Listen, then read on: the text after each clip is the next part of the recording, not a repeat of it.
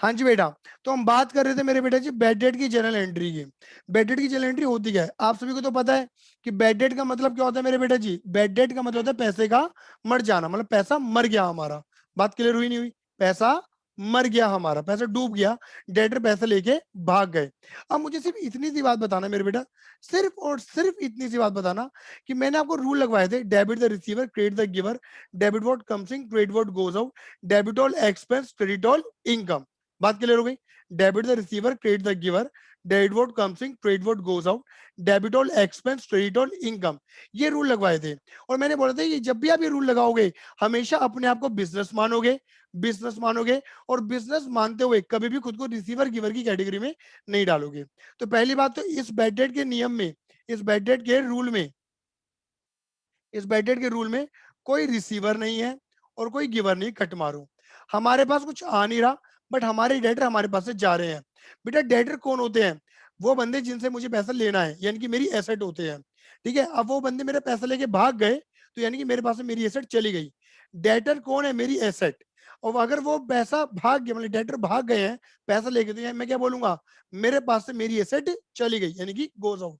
और मुझे क्या दे गई? लॉस, खर्चा दे गई, इनकम नहीं है।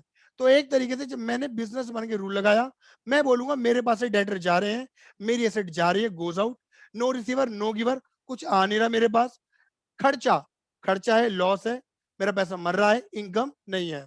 तो बेटा देखो, डेबिट का पल्लू पकड़ो। डेबिट में तुमने राइट कहां पे मारा है? एक्सपेंस में।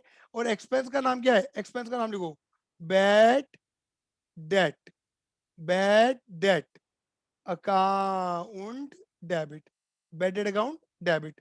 और टू, टू गोज आउट, क्या जा रहे हैं मेरे पास? गोज आउट, डेटर जा रहे हैं, टू डेटर, डेटर चले गए, टू डेटर अकाउंट। और इसकी नरेशन क्या लिखोगे? नरेशन, नरेशन होगी, narration always start with being, being, being bad date, being bad date created by dash, जो भी बंदा है। बात क्लियर हो गई? नाउ नेक्स्ट, उसके बाद क्या लिखा हुआ है? Bad debt recovered. Bad debt recovered की एंट्री क्या होगी? बैड डेट रिकवर्ड एंट्री, जिस पैसे को तुमने मरा हुआ मान लिया था, अब वो पैसा मिल गया। तो now debit the receiver, credit the giver, debit what comes in, credit what goes out, debit all expense, credit all income. Clear है? अब अगर आपके पास पैसा आ जाएगा, जिस पैसे को मरा हुआ मान लिया था तो लॉस माना था, अब वो पैसा वापस आएगा तो कौन सी फीलिंग आएगी? इनकम वाली फीलिंग आएगी। तो यानी कि देखो, यहां पर भी कोई रिसीवर नहीं होगा, कोई गिवर नहीं होगा। कम्स इन, पैसा आ रहा है, कुछ जा नहीं रहा, खर्चा नहीं है लेकिन पैसा आ रहा है वापस। जब मरा था तो लॉस माना था, अब मरा हुआ पैसा आएगा तो इनकम मान लेना। कम्स इन, क्या आ रहा है? डेबिट में राइट कहां पर है? कम्स इन, क्या आ रहा है? Cash, cash account debit. To goes out, sorry, credit में राइट कहां पर है? इनकम, इनकम का नाम क्या लिखोगे?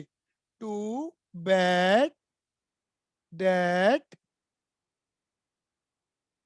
Recovered account. मैंने रिकवर्ड पूरा ही लिखा है। और नरेशन क्या लिखोगे?